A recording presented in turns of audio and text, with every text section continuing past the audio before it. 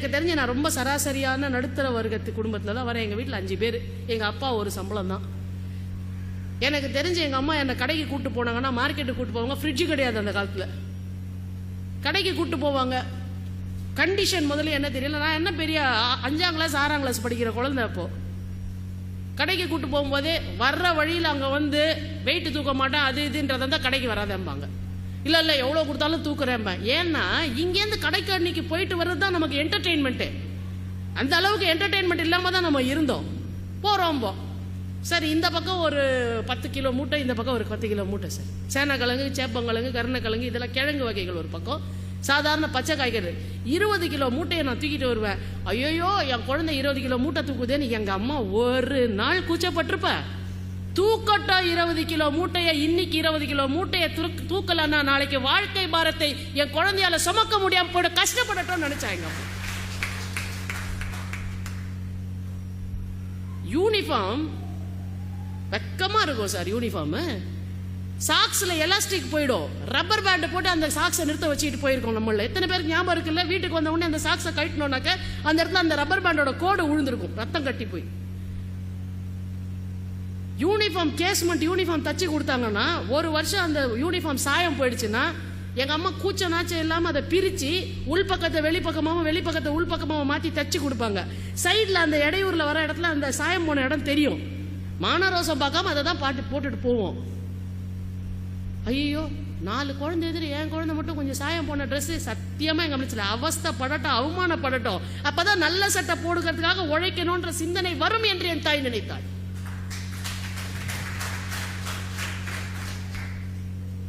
படம் சினிமா பார்க்க முடியும்ன்றீங்க, வருஷத்துக்கு ஒரு படம் சார். அந்த படத்தையும் அவங்க முடிவு பண்ணுவாங்க என்ன படம்னு. முக்காவாசி அது திருமலை தென்குமரி இந்த ரேஞ்சில் இருக்க படமா இருக்கும். எல்லாம் காமெடி படம், அதாவது மெட்ராஸ் டு பாண்டிச்சேரி இந்த மாதிரி ஏதாவது ஒரு சினிமாவாக இருக்கும். வெள்ளிக்கிழமை விரதம் இந்த மாதிரி ஏதாவது ஒரு படமா இருக்கும். இந்த படத்துக்கு போகும்போது முதல்ல சொல்லி அனுப்புவாங்க 1:30 டிக்கெட்டு, 1:60 டிக்கெட் கிடைச்சா போகக்கூடாது. மரியாதைக்கு வீட்டுக்கு வந்துடும், நாளைக்கு போய் பார்த்துக்கோங்க. 5ஆவது நாள் கூட்டம் கம்மியாக இருக்கும், 30 பைசா எக்ஸ்ட்ரா தர முடியாது. பெரிய சாமி வேண்டது எதுக்காகனா, ஐயோ சாமி 1:30 டிக்கெட் கிடைக்கணுமே, இல்லைன்னா வீட்டுக்கு போகணுமே இருக்கும். இல்லைன்னா நிர்தாட்சியமாக திரும்பி கூப்பிட்டு வருவாங்க சார். அப்படியே பரிதாபமாக அந்த 1:60 டிக்கெட்டை பார்ப்போம். கொஞ்சம் கூட எங்கள் அம்மாவுக்கு மனசு இறங்காத, அந்த மன நடுக்கமே அவளுக்கு இருக்காது. அப்படியே நடத்தி கூப்பிட்டு வருவாங்க 1 கிலோமீட்டரு. சபிப்போம் படுபாவி, இப்படி கொஞ்சமாவது மனசு பாரு, கல் மனசு, கவலையே பட மாட்டேன். 5ஆவது நாள் மறுபடியும் கூப்பிட்டு போ, 1:30 டிக்கெட் உட்காந்துப்பாரு.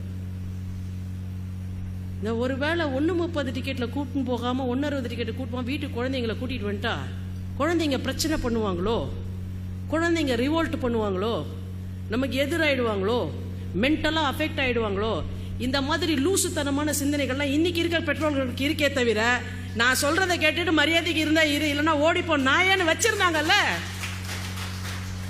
அங்க குழந்தைங்க ஒழுங்கா இருந்தது. இப்போ அவங்க கேட்டதெல்லாம் கொடுத்து, அவங்க கேட்டதுக்கு மேலேயே கொடுத்து, அவங்களுக்கு தேவைக்கு மேலேயே கொடுத்து, அவங்க ஃப்ரெண்ட்ஸுக்கு என்னென்ன இருக்கோ அதெல்லாம் வாங்கி கொடுத்து, வா ஃப்ரெண்டு என்ன பண்ண இருந்துக்கலாம். எங்கள் அப்பா சொல்லுவார் சார், ரப்பர் செருப்பு போட்டு போவோம் ஸ்கூலுக்கு.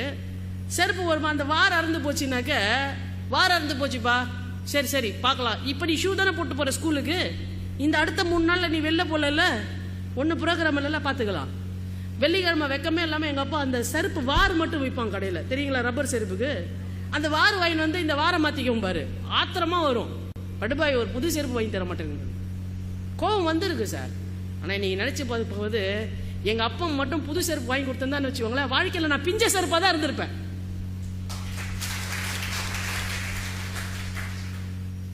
ஒவ்வொரு நிமிஷமும் நமக்கு என்ன தோணுச்சு, இந்த மாதிரி வாழ்க்கையிலேருந்து நம்ம நல்லா வரணும், நல்லா படிக்கணும், 4 பேர் பார்க்குற மாதிரி நம்மளும் இப்படியா இருக்கணும் அப்படியா இருக்கணும், நமக்கு ஒரு லட்சியம் வந்தது.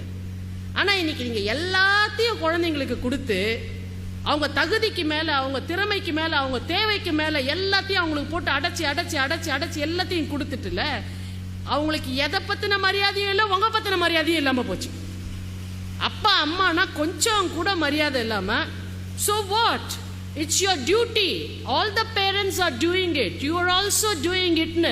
நுனி நாக்கில் இங்கிலீஷ் பேசுறாங்களே தவிர பட்டுன்னு ஒன்று வைக்கணும் போல இருந்தால் கூட நம்மளால் அடிக்க முடியாது. ஏன்னா நம்முடைய அறிவுஜீவிகள் எல்லாம் மேடைக்கு வந்து இன்னைக்கு என்ன சொல்லிட்டாங்க, குழந்தைகளை எப்பொழுதும் பாசமாக நடத்த வேண்டும், கண்டிக்க கூடாது, அவங்கள வந்து கட்டுப்படுத்த கூடாது, அவங்க இஷ்டத்துக்கு தான் ஆடணும், உங்க இஷ்டத்தை எதையுமே அவங்க கிட்ட சொல்லக்கூடாதுன்னு சொல்லி சொல்லி வழி நடத்துவதற்கு பதிலாக தருதலைகளை குழந்தைகளாக வீட்டில் வளர்ப்பதற்கு தான் அறிவுஜீவிகள் இன்றைக்கு உதவி இருக்கிறார்கள்.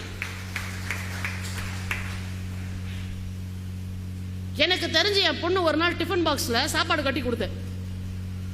எடுத்துட்டு அப்படியே வந்து ஒரு குறிப்பிட்ட பொரியல் அவளுக்கு பிடிக்கல, எடுத்துட்டு வந்து என்ன பண்ணா தெரியுங்களா, நான் இன்னைக்கு சொல்றேன் சார், அப்படியே அங்க வீட்டில் இருக்க அந்த டஸ்ட்பின்ல கொண்டாந்து போட்டா. நான் எங்கேயாவது ஒரு இடத்துல நம்ம இறங்கி அவங்களுக்கு பாட சொல்லி தானே சார் தரணும். இன்னைக்கு நம்ம வசதியா இருக்கும், 2 கை பொரியலை போட்டா நம்ம ஒன்றும் ஏழை ஆயிட போறது இல்லை.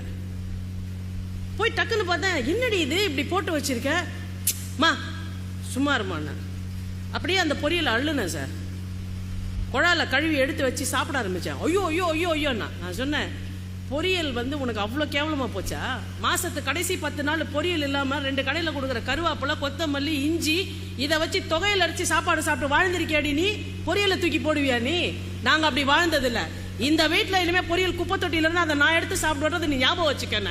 அன்னில இருந்து பொரியலை கொட்டுறதை நிறுத்தினா என் பொண்ணு.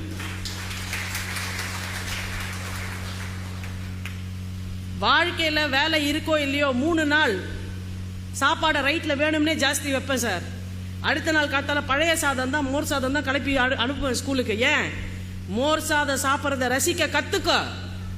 விருந்து சாப்பிட தெரிந்த நமக்கு மோர் சாதம் சாப்பிட்டு ரசிக்கவும் கத்துக்க தெரியலனாக்க இருக்கும் பொழுதும் இல்லாத பொழுதும் சமநிலையாக மனதிலே வாழ்க்கையை நடத்துவதற்கான பக்குவம் இல்லாமல் போய்விடும்.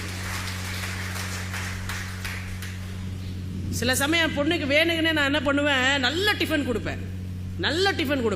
அவளுக்கு ரொம்ப பிடிச்ச ரொம்ப ரசிக்கக்கூடிய ஒரு டிஃபனை கொடுத்துட்டு அவள் சாப்பிட்டு முடிக்கிற போது வேணுங்கன்னே என்ன பண்ணுவேன்னா, காலையில் இருக்க பழைய சாதத்தை ஏதாவது ஒரு தொகையில் வீட்டில் இருக்க ஏதாவது ஒரு தனியா பொடி இதை போட்டு சூப்பராக இருக்குது அப்படின்னு வேணும்னே அவள் எதிர உட்காந்து சாப்பிடுவேன். நீ மட்டும் நல்லா சாப்பிட்றான்பா, உனக்கு வேண்டாமா அதை வச்சுட்டு வா பழைய சாதத்துக்கு வா, வந்துட்டு சூப்பராக இருக்குமா இது. இப்படி பழக்கி பழக்கி பழக்கி பழக்கி நம்முடைய முன்னோர்கள் சொன்ன நல்ல விஷயங்கள், பழைய சாதம், பழைய விஷயம், பொருளை வேஸ்ட் பண்ணக்கூடாது, நமக்கு இருக்கேன்னு இன்னைக்கு ஆடக்கூடாது, இன்னைக்கு இருக்க காசு நாளைக்கு நினைச்சா 2 செகண்ட் நம்ம கையை விட்டு போறதுக்கு அது ஆகாது. இன்னைக்கு உடல் உழைப்பினால கஷ்டப்படுறோம், வாங்குற காசை மரியாதை தெரியணும், பெரியவங்க கிட்ட மரியாதை இருக்கணும், எதையும் வணக்கம் செலுத்தி பெற்றுக்கொள்ள வேண்டும். குரு என் பொண்ணு ஸ்கூல் டீச்சர்ஸை பத்தி என்கிட்ட வந்து ஒரு கம்ப்ளைண்ட் சொல்ல முடியாது சார். நான் சொன்னா என்ன பண்ணுவேன்னு அவளுக்கு தெரியும். நேரம் அடுத்த நாள் ஸ்கூலுக்கு போய் என்ன பண்ணுவேன்னு நினைக்கிறீங்க? இன்றைக்கு ஒரு பெரிய கூட்டம் என்ன பண்ணிடுச்சுனாக்க, ஒரு குழந்தை ஒரு கம்ப்ளைண்ட் சொல்லுச்சுன்னா உடனே போய் அதை எப்படி ஹேண்டில் பண்ணுறதுனே கிடையாது. நேரம் அடுத்த நாள் ஸ்கூலுக்கு போவேன், டைம் கேட்டுப்பேன், வெயிட் பண்ணுவேன், ஒரு 2 நிமிஷம் பேசலாமான்னு கேட்பேன். என் குழந்தை ஏதோ ஒரு இடத்துல உங்களை டிஸ்டர்ப் பண்ணுறா மேடம், அது என்னன்னு சொல்லுங்க, நீங்களும் நானும் பேசி அதை சரி பண்ணுவோம், ஒரு வாரம் மானிட்டர் பண்ணுவோம், என்னன்னு பார்ப்போம். இல்லையே அப்படி ஒன்றும் இல்லையானுவாங்க. இல்லை இந்த மாதிரி ஒரு விஷயம் நடந்திருக்கு, உங்கள் மேலே நான் கம்ப்ளைண்ட் சொல்லலை, என் சைல்டு ஏதோ டிஸ்டர்ப் பண்ணியிருக்கா உங்களை, ப்ளீஸ் அது என்னன்னு சொல்லுங்கள், நாம் பேசி ஆஸ் எல்டர்ஸ் நீங்கள் எனக்கு என்ன பண்ணணும்னு சொல்லுங்கள், வீட்டில் நான் அதை மானிட்டர் பண்ணுறேன், நான் சரி பண்ணுறேன், ஸ்கூலில் அவள் சரியா இருக்கலான்றதை நீங்கள் பாருங்கள், 2 பேரும் சேர்ந்து இந்த விஷயத்தை சரி பண்ணுவோம். ஆனால் இன்றைக்கு பெற்றோர்கள் பல பேர் என்ன செஞ்சோம், வாத்தியார் சொக்காவை பிடிச்சோம், கன்னத்தில் அரைஞ்சோம், அவனுக்கு சஸ்பென்ஷன் கிடைக்கிற வரைக்கும் விடாமல் அவனை விரட்டணும். அவன் என்ன நினைச்சான், இது வேலைக்கு ஆகாது, நீ எப்படியோ எக்கடோ கெட்டுப்போ, நான் வந்தானா கிளாஸ் நடத்தினா போனா.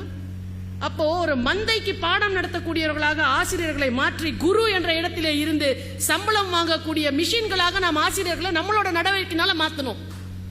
அவன் எந்த அளவுக்கு கேடு கெட்டு போயிட்டான், இன்டர்வல் பீரியட்ல பையன் அனுப்பி டாஸ்மாக்ல இருந்து சரக்கு வாங்கிட்டு வாடான்னு சொல்ற அளவுக்கு ஆக்கிட்டான்.